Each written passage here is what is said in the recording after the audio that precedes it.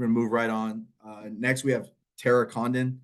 Tara joins us from Racing Louisville FC. She's the head athletic trainer. She was previous with New York FC's Youth Academy and MLS2 team. She's at the pro level now, but she's also been at the collegiate level, so she's been able to see all levels and been able to have that experience and bring that to us today. She holds her certifications in ATC, CSCS, PRI, BFR, and dry needling. Well versed, has the experience. Very excited to hear from Tara today. Take it away. Awesome. Thank you so much for inviting me and having me here to speak today. I do have a small presentation that I would like to just use to guide kind of part of this conversation. And a lot of what this is going to be is a conversation dialogue. So I'm going to speak a little bit about how I have worked within small high performance models and how those can still accomplish really great goals, even without the same numbers that you see at different levels. So I'm just going to go ahead and share my screen.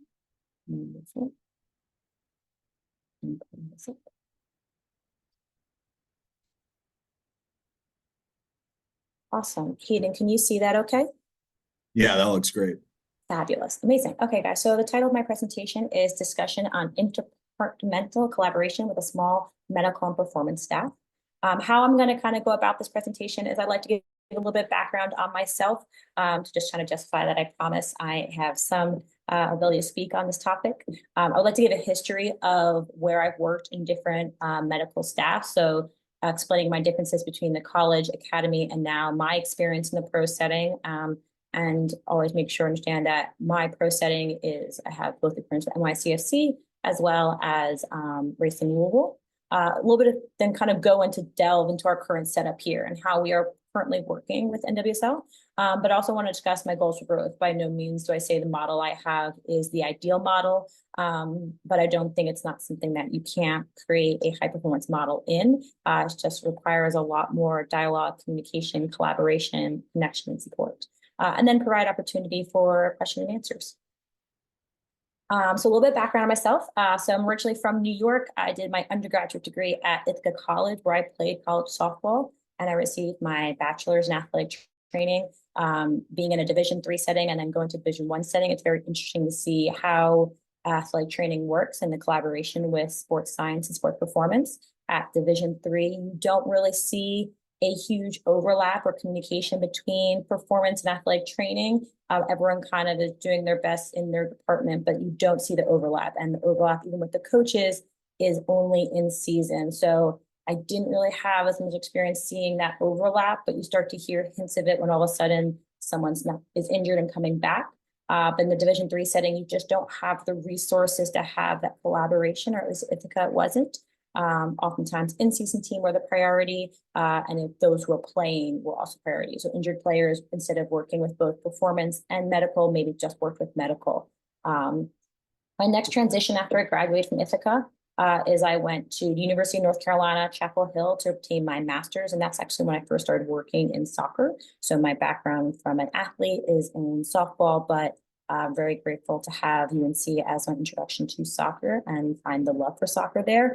And at UNC, as a GA, your role, you have two teams that you are part of. And so this opportunity, I worked with men's soccer and rowing. And from here, I worked with a athletic trainer, and we would take care of the team. Even at UNC, you work with your performance coach, but he sometimes for our team would warm up our team, but if not, we only saw him really on gym days. So the main collaboration you're working with is the athletic trainer and the coach. And so this is the first time I've had the amazing opportunity to see how important it is to have that honest communication with a coach and have that open communication. And kind of this started to spark how I want to form and work within a medical staff is how do you start connecting all those various departments that work with an athlete? And so we'll kind of go a little bit of how the collegiate setting and what I was taught from working with coaches and adding in those various components that we kind of now see as the high performance model. So we're going to kind of go through the history of my medical staffs, who I had in my medical staffs, how I worked with those medical staffs, and how that's grown, and how I want it to grow. By no means the staff I have right now, we're a staff of full-time of 3 individuals. I don't want that to be just where we end. I want to continue to grow.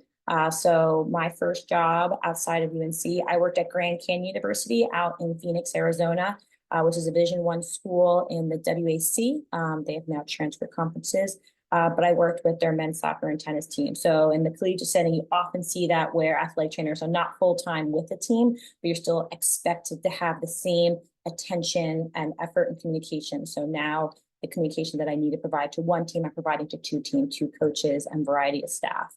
But this is the first opportunity where I had a performance coach who was involved and invested in the team, and not just invested from a performance standpoint, but understood the needs of the game. And that this is the first opportunity I understood where understanding the game is also as much as important to the high performance model as the staff involved in it, and understanding what the needs of the game are and the coach's expectations. So this is an opportunity where I learned this.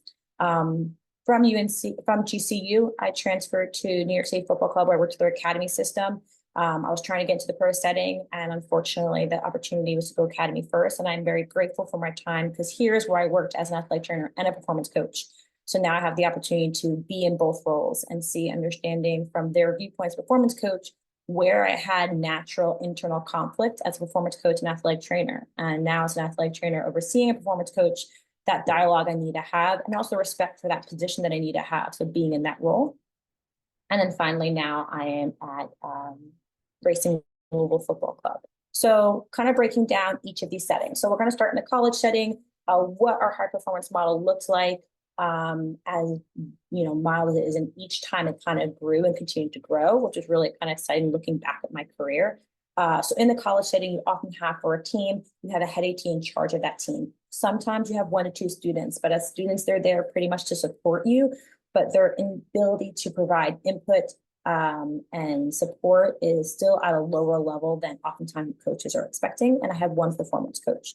And so this is just our sports medicine. There was 1 head coach and 2 assistant coaches. So in this small high performance model, how we organized our care was me and the performance coach worked really closely together, splitting as much of the roles as we can for players, knowing that there wasn't a job that he couldn't support me and I couldn't support him on. There are often times when it comes to medical stuff I had to take care of. But when it came to rehab for players, return to play progressions, things like that, we had to work closely, because with all the players we had, you couldn't work on your own. And this opportunity working with this coach at this setting is very interesting to learn, understanding coaching needs. And that's something where in each of my environments has changed drastically, each coaches and their demands, and how a coaching needs, their desires, their team model, how that also shapes your high performance model in an important way. What are the coach's expectations for the players, players returning to training? In the college setting, they didn't mind if they returned when they weren't 100%, because the level of training was at a point where if they weren't 100%, they could train at that lower level. Where now in the professional setting, oftentimes my players have to be able to train at that higher level to get into training. So coaching expectations is a huge part of the high performance model and how you collaborate with the different departments. But in the college setting, you're often working 12, 14 hours, 12 hours a day to try to get all the tasks done, but you just don't have the same opportunity to do as much retesting, as much one-on-one time with players. Oftentimes you're creating programmings and helping them do on their own. But one thing that is consistent across each of the teams that I've been with is that dialogue. It's always been honest, quick, and open. I had a mentor once who told me about if you aren't able to have a casual conversation with your coach, it's going to be really hard to have a hard conversation with your coach. And so I really practice it at the college setting with any of the staff that I worked with, is ensuring that I didn't just have that professional relationship with them, but that other relationship where we just were like, not friends, but in the sense where I could be honest with them, but they knew it wasn't coming from a place of being rude or mean or trying to have power, because we had that relationship. Understood who I was as a person, who I was as a professional, who I am in my career.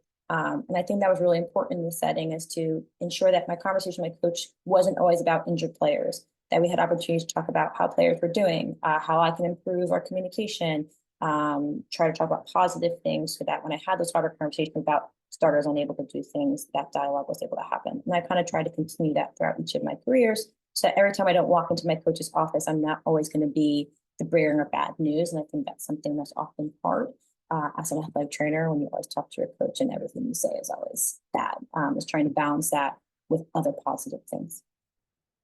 Transition to the academy setting was very interesting in the college setting. So I have 2 teams, performance coach for each team, who also has multiple teams. And so the head coach is the only person who's full-time with that team. So you can see how often spreading yourself thin becomes quite easy. So in the academy setting now, I had 4 teams for myself.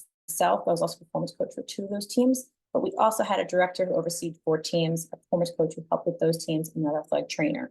So now all of a sudden, the academy system, you don't have direct roles that are specific to one silo. And I think it's really interesting, we're kind of talking about with these presentations, is how do those silos overlap, and how do you ensure that the overlap is a collaboration, not a clashing? And at the academy system at New York City Football Club is something I really learned, and I attribute a lot to our director.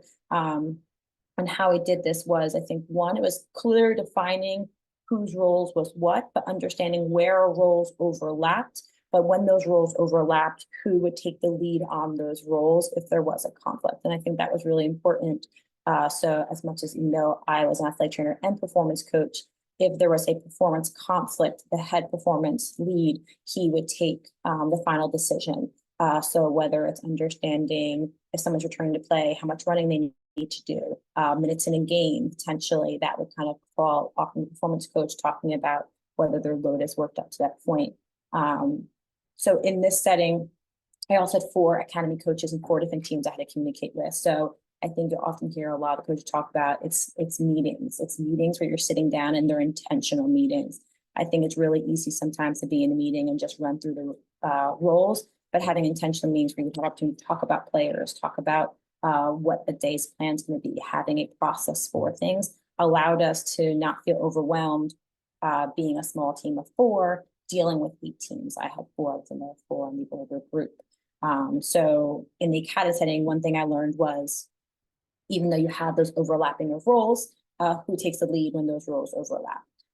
If you need support, how do you ask for support? When you have meetings, making sure meetings are intentional so that when you have multiple teams, you have a plan set out.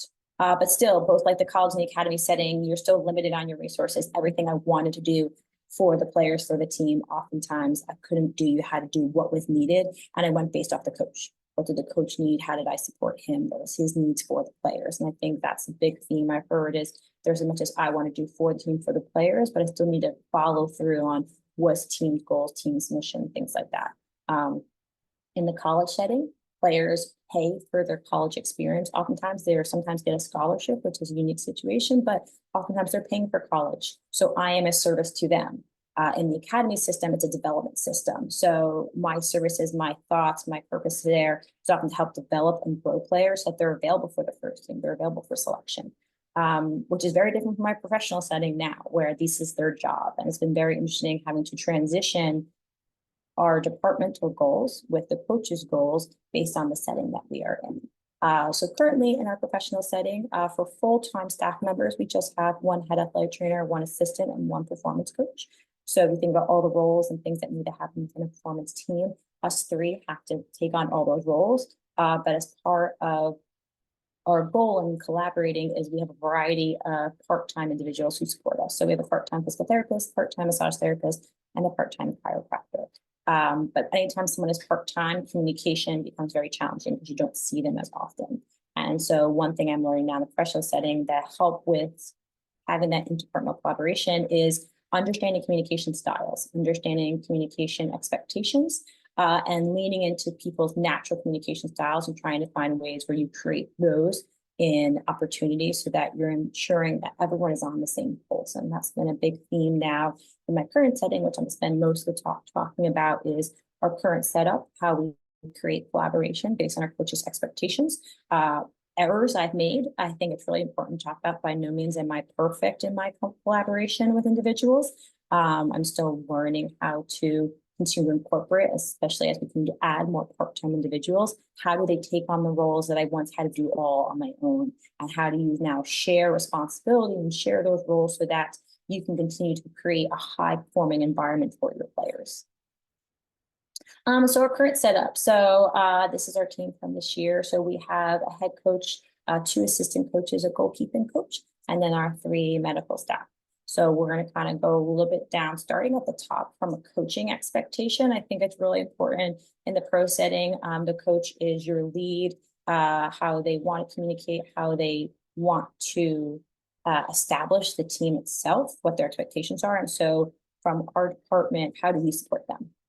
Because that is my goal. My goal is to support the coach by providing a service to the players, but in whole supporting the team. So Beverly Honest is our head coach. She's her first year as a head coach, and she's bringing a competition. She wants to bring a high competitive environment and ensure that every training session has a high intensity. And so that's really important for me to understand that each environment, each week, training sessions are going to be kept at a higher level, higher expectation. So how does that now trickle down the chain? We have return to play responsibilities. What are players' needs to get back into training have changed from my last year's coach, whose training sessions oftentimes had more opportunity to include players from easier parts of the training, where now trainings are significantly harder, which is great for our other players to create that high demand, high competitive environment. But how does that trickle down to now myself and my performance coach working to ensure that our players are ready for our coach's needs? So when working in this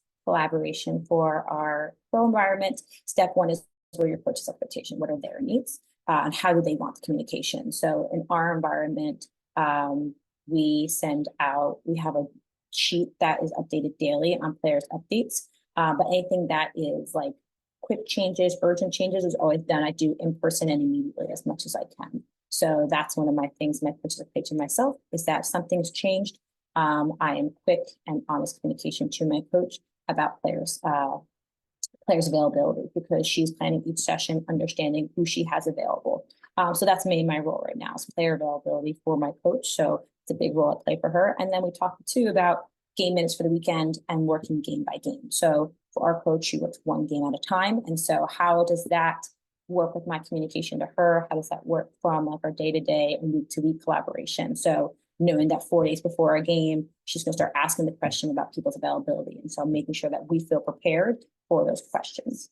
Going down the chain through our goalkeeping assistant coach, a lot of their expectations is how do they work with their individual groups? Can they support us in the return to play process? So because we have a smaller staff, return to play and the later stages of return to play don't just include the athletic trainer performance coach, we include our assistant coaches in that.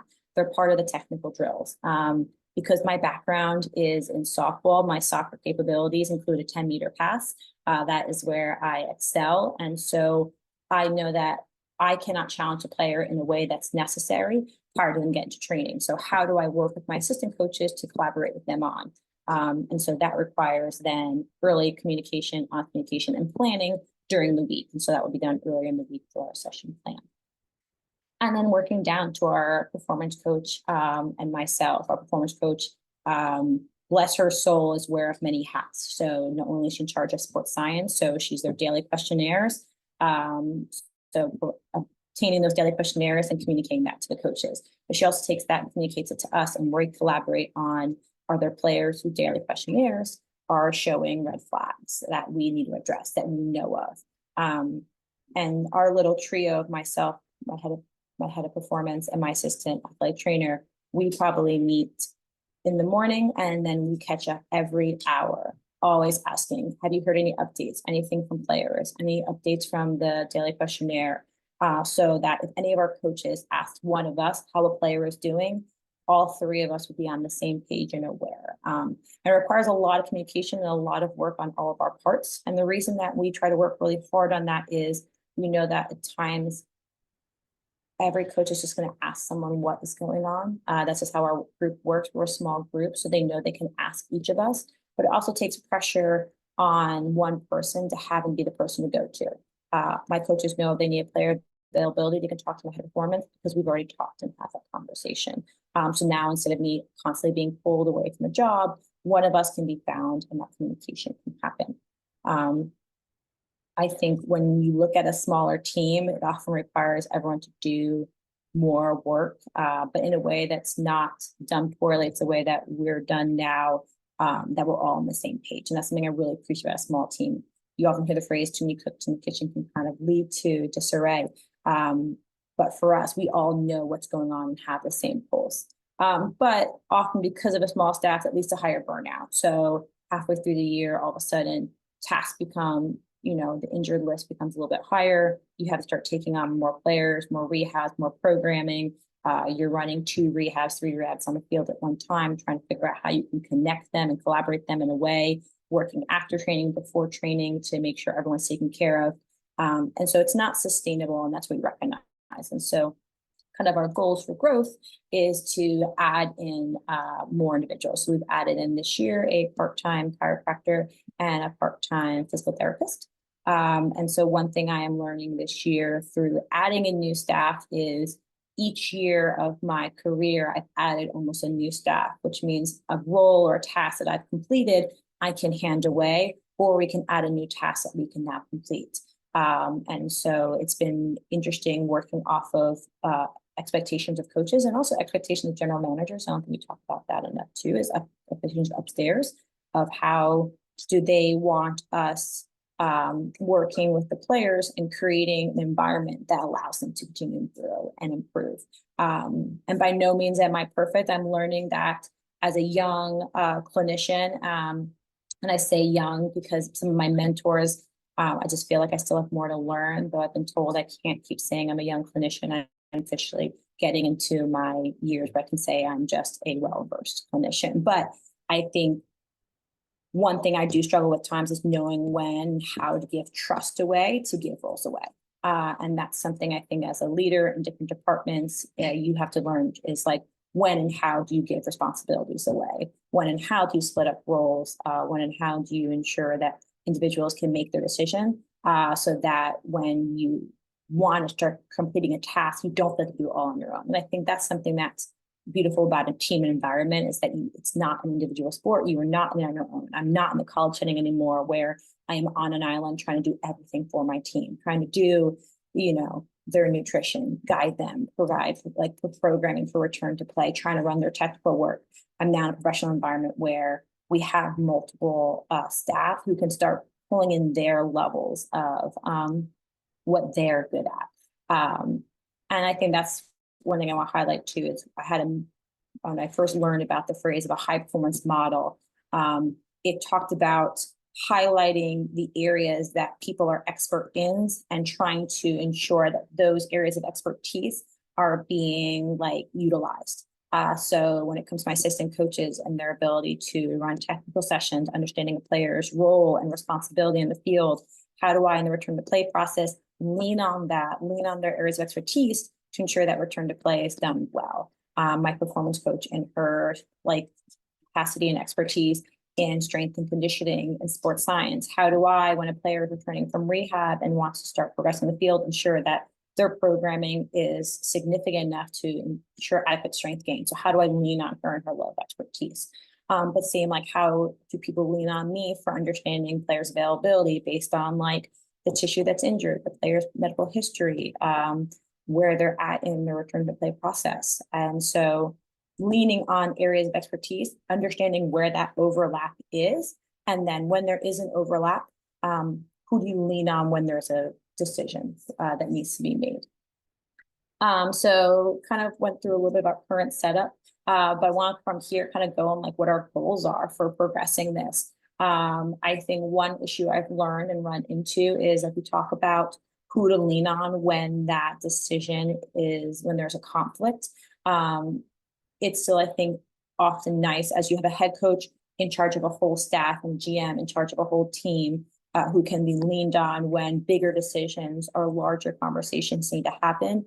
In a medical performance environment, having a director of sports medicine, sports performance, oftentimes a great individual leader who can help the background nuances that you see in a high performance model work. And so one way I'd love to see for our team to grow is above our performance ATCs, adding a director, an individual who's going to help understand what the policies are going to be, those protocols, those procedures, so that some of those daily nuances run into a flow and energy can be utilized in different ways to create a high performance environment.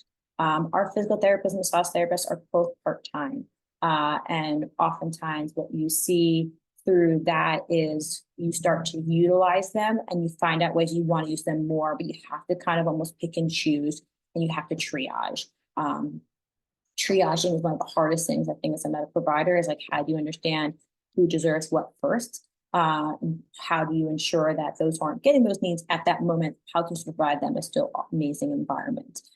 So allowing a massage therapist to work full time allows you to continue to split up those roles. And by just allowing more individuals into the roles, you can spend more time with individuals, more one-on-one time, allowing for that higher, that better resource to be provided.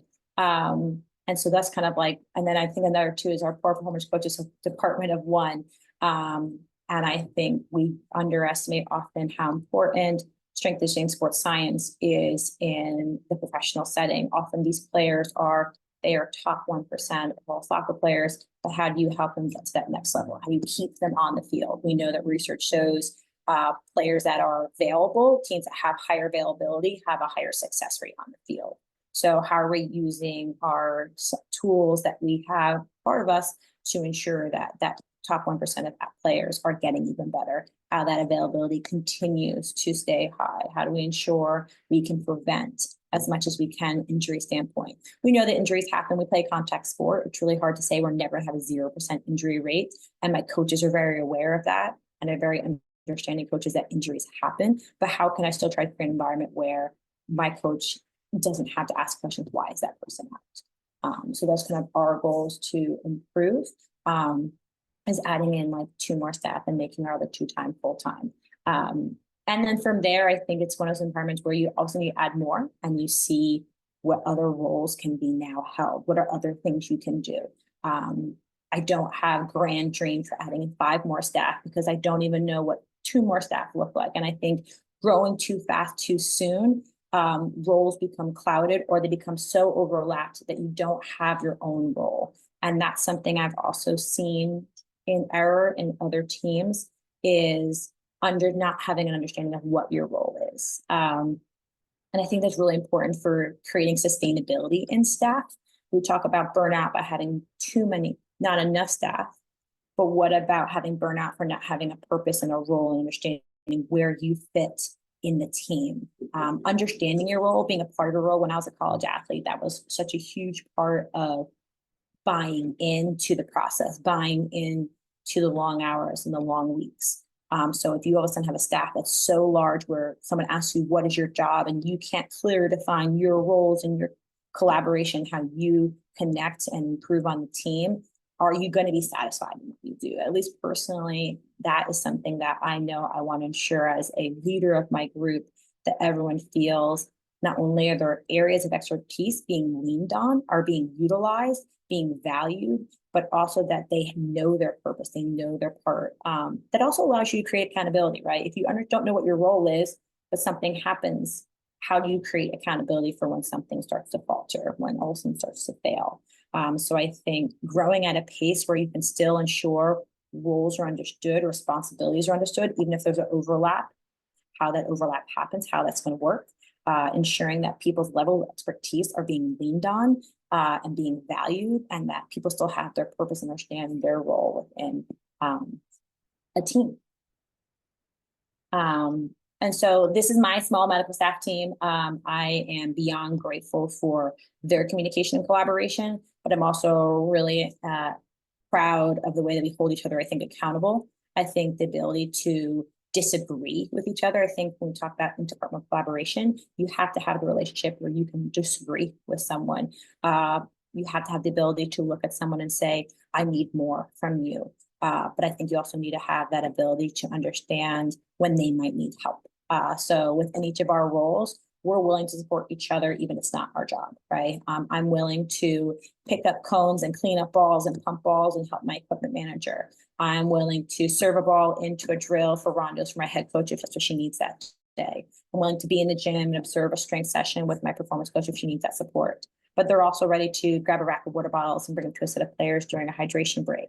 They're willing to ask a player how they're doing and like if they're okay after a drill if I'm connecting with another player. So no one rarely often says, oh, that's not my job. If it does happen, it's because it's really specific. No one can do the eval, obviously, but no, everyone is willing to pick up and support each other. We know that we are a team, but as much of a team, we are a family. And I think that's one thing that I really appreciate about our small group is how close we've become.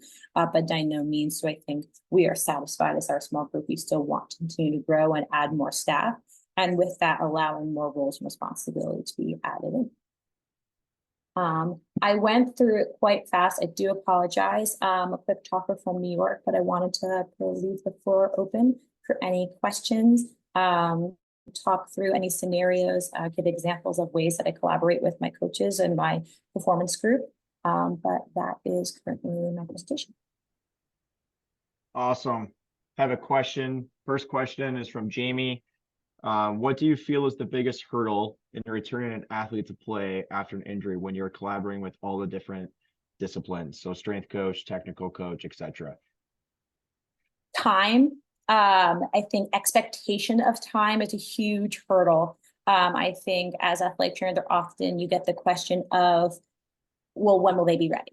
And as athletic trainers, that's a really hard question to take into consideration because there's so many factors that go into it.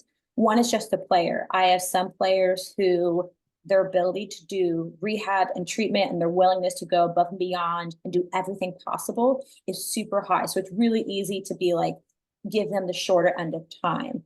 Some do not deal with pain well. And so trying to push through rehab is hard because they're in pain. So you have to wait for the pain to go away. And so time is a pressure, I think, that all of us feel in different ways. Coaches feel that time and a pressure, the longer a starter is out, the less games they have available for, that could jeopardize the game, right? What is their role? What other players are available in that role?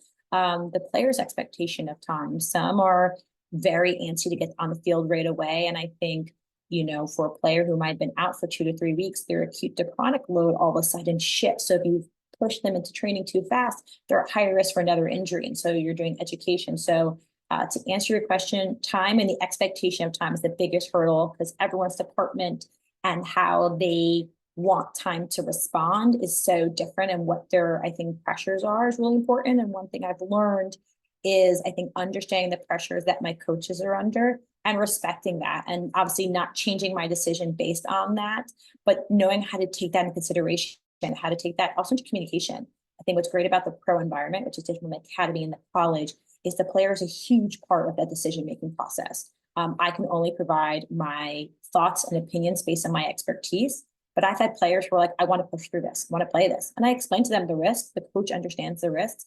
And sometimes we've had really great success by leaning into the player and their intuition of their body because they expect it to be back in a week. And so they want to be back in that week. And I've had players where their expectation of that week actually needed 2. And so how do you handle that disappointment from the player and how to communicate and educate with them? So I hope that answered your question, but really time and expectation of time is the biggest hurdle to kind of justify and return to that process with all those different departments.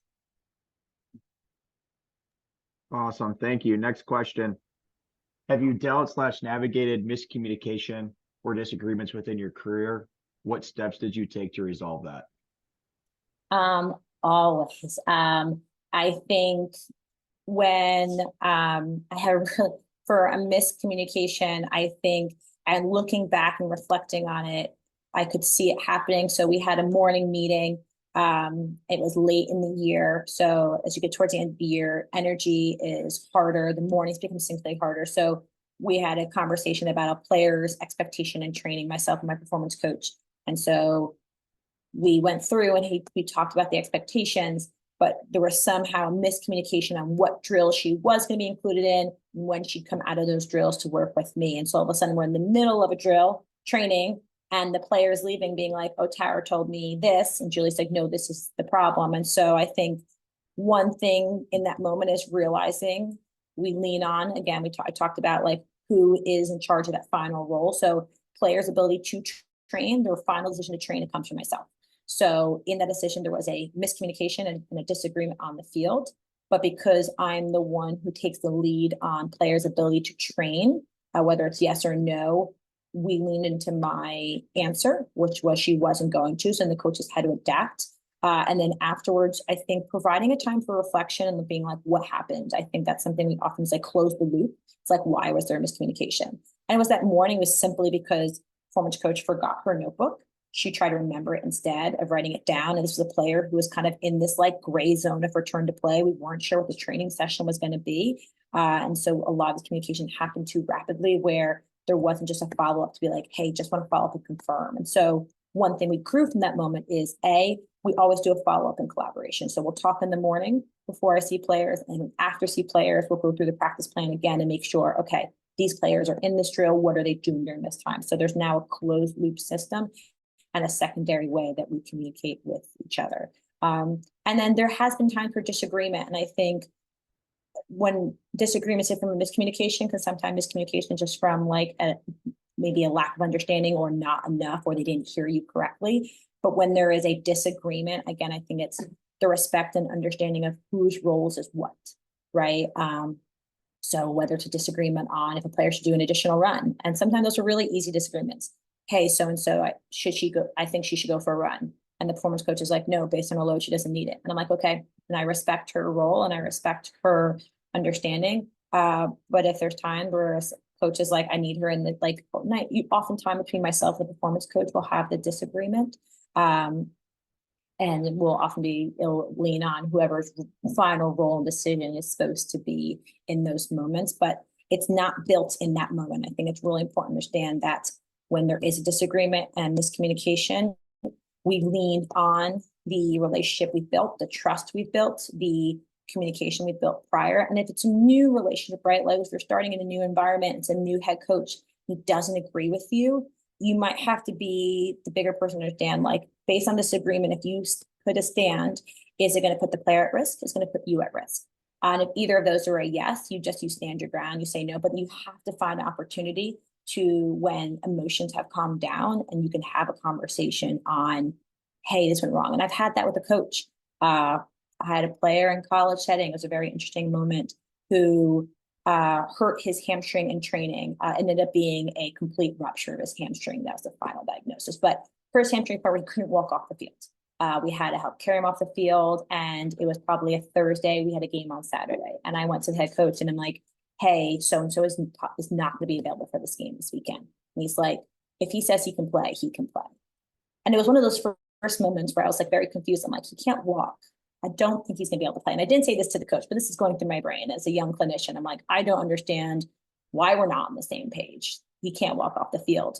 But in that coach's moment, he was thinking just from emotion of like, you're just telling me my starting midfield can't play in 2 days. No, if he says he can play, he can go. And so in that moment, I just said, I apologize. I will follow up with you. But at this moment in time, I don't think he's going to play. And I left the moment, right? There's no need to continue an argument. We can tell part of the conversation was emotional. And so the following day we followed up. One, also two, I had more information on my side. I had the players in Mirai, had more information from the docs, and we could sit down and have a conversation of what happened in that moment. How can we improve from that moment going forward? But it was our first year together. And I could tell in that moment that there was more emotion attached to it than needed to be. But I had to stand my ground, and I was the one to make the final decision. So I hope that answered your question. Awesome. Thank you. Next question is from Evan. Do you implement any specific ACL injury prevention exercises or programming? Where do you put it? Warm up, cool down, or strength session? That's a great question. So we don't have any specific ACL because it's not the only thing that our players get burdened by. And if you only focus on ACL, are you missing the other individual things that player might have had? Our players, so in our preseason, we do a variety of performance and medical testing. And from them, each of those categories, they're put into a medium, low, and high risk for each of those areas, whether it's a range of motion, a strength, a power assessment. And then based on all of that, our performance coach creates individual prehab programming, individual strength program, power program. So each player has 3 individual programs that are completed Prehab is completed every day, power once a week, strength once a week. They also have a body that's completed once a week, but that's not related to ACL. So for our specific setting and the pro setting and our team, our philosophy, no, because any of our prevention stuff is not just ACL, it's knee, ankle, hip, right? So we're not just focusing on that specific injury, but more or less what is the player's risk for an injury to their ankle, knee, and hip? What is their past medical history? If I have a player with an Achilles rupture who came in and they're 2 years in, what's the risk for Achilles tendinopathy? What's the risk potentially for a hamstring strain on that side? So going past the scary ACL and going to more seeing them as an athlete. How do they move? How strong are they? Research show that if you are strong and you are fit, you are at lower risk for injury. But we have to look at the individual level of the player. What are the other movement capacities that they struggle with? So to answer your question, no, we don't do just ACL. We don't do ACL.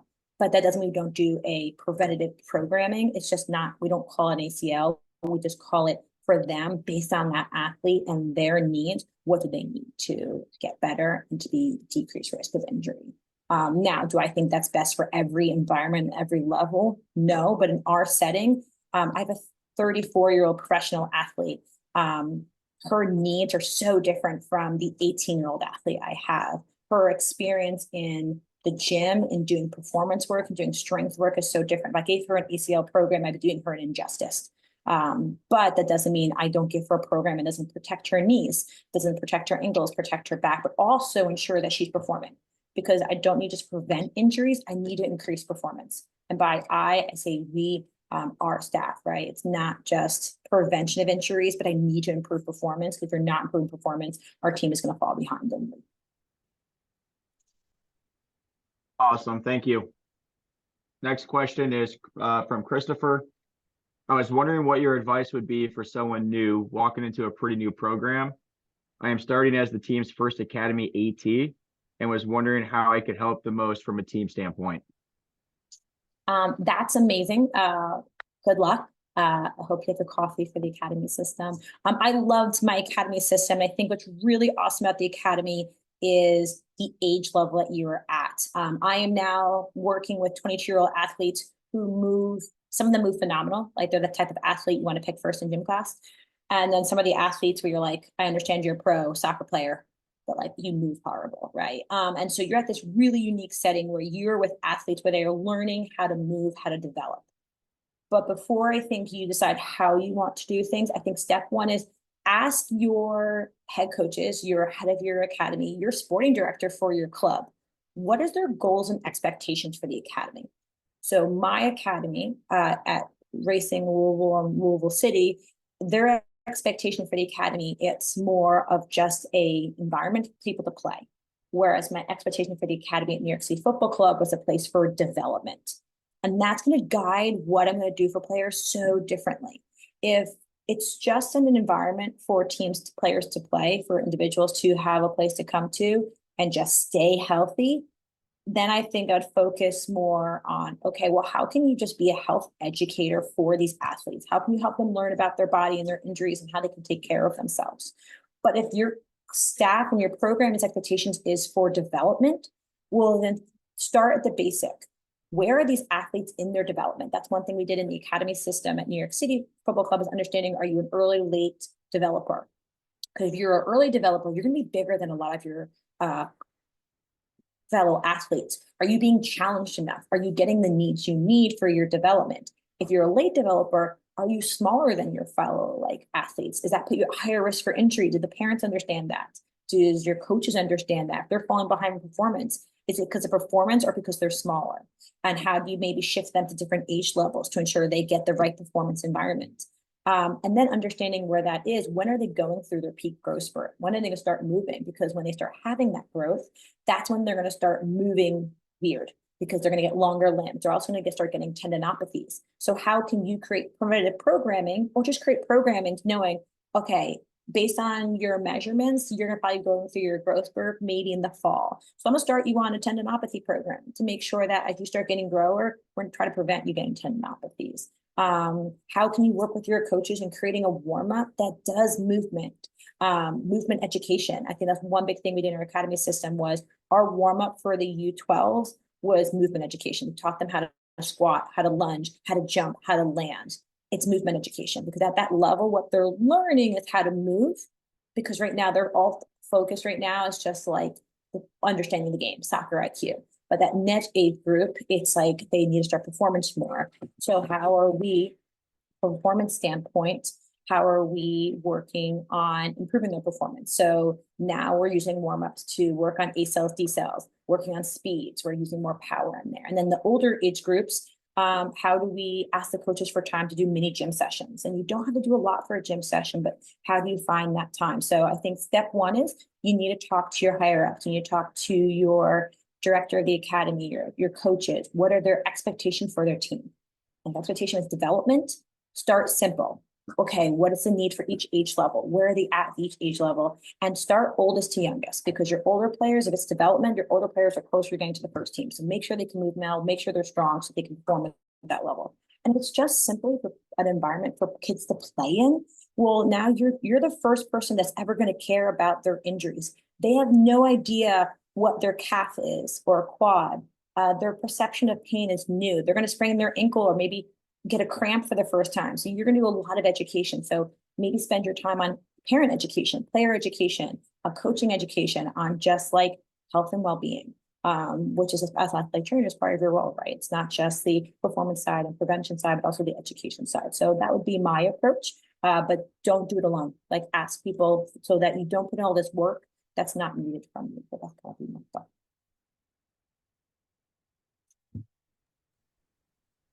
Awesome, Tara. I have a question for you.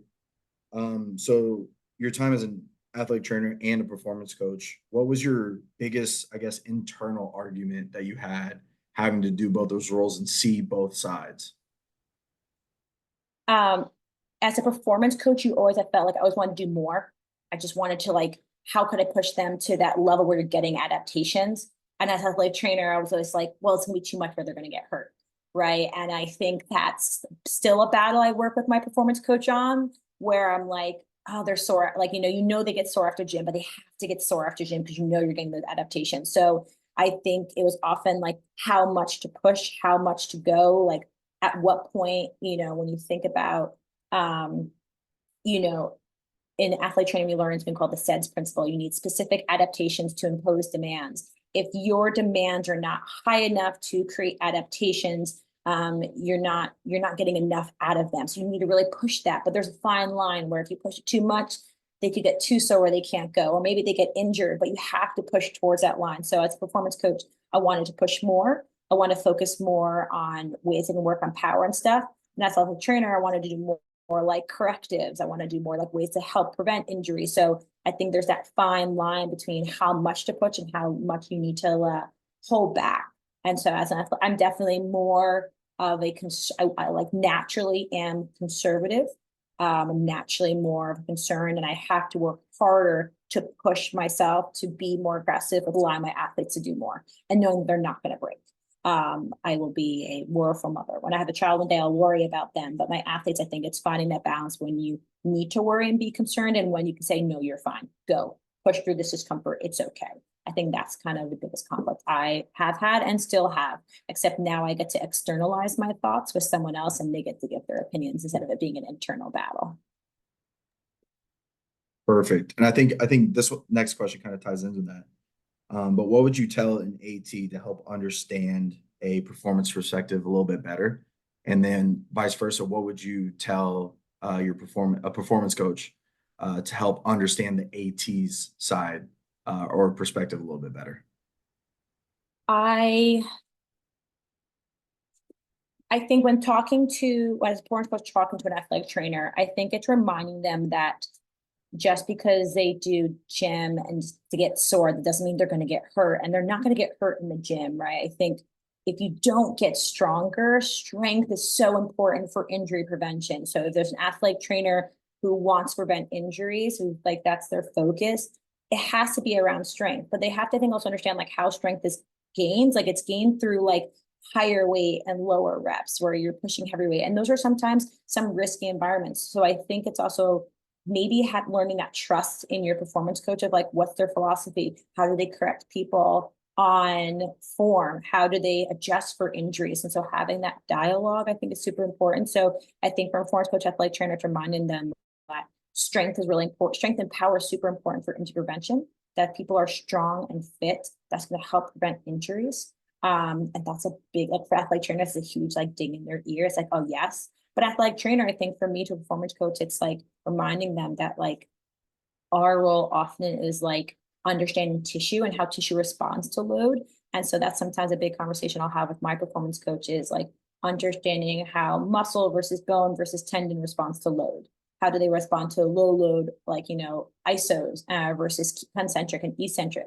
How can we find other ways to still do power? I think also too, is just being honest with your performance coach, hey, like, what can they do, right? I think I've been so amazed. My performance coach has experience working with the Paralympics. So her ability to adapt exercises is phenomenal. So just because someone has a broken ankle, she can still create an amazing gym program, understanding what torque can be put on the ankle, what she's allowed to do. So I think as an athletic performance coach, it's being honest about what an athlete can and can't do, being very specific as you can, and trusting them to be able to do their role. For my performance department, I think it's also finding that balance between like numbers. I think sometimes your performance coach, it's all about the number, but I think to me, my education, my performance coach, it's not just by the number and what research says, but what is my experience with this injury and what's the player's thoughts. I have some players who want to push it. It's phenomenal. And I have some players where you can't get them to lift like 5 more pounds. And it's like, you know, so it's how do you work with the performance coach and understanding not just like your expectations, but the player's expectations. So I think performance coach, athletic trainer, remind them that strength is injury prevention. And what do you need to do to actually get strength metrics? I think athletic training to performance coaches, that there's sometimes certain loads that don't respond well to tissue, give them a timeline of education of that tissue, but trying to give them as much freedom as they can by being really specific what an athlete can or can't do. So that they can still feel like they're involved in the process. You can still work with the player. You can do so much with injured athletes, unless it's a back. Low back suck. You really, it's only so much you can do with a low back injury. Besides those, a lot of other injuries, extremities, you can do a lot with in the gym. Can be really, and you give your performance coach the opportunity, they can really show you some unique things and learn different ways to help work with your athlete. Awesome. Thank you very much, Tara. That was an unbelievable presentation. Thank you again for taking the time for this. I know you're very busy in season, and again, very grateful. Best of luck with your match this upcoming weekend, and obviously the remainder of the season. No, I appreciate that. Thank you guys so much. This has been an awesome experience. I hope everyone had a great opportunity, and I thank you guys again for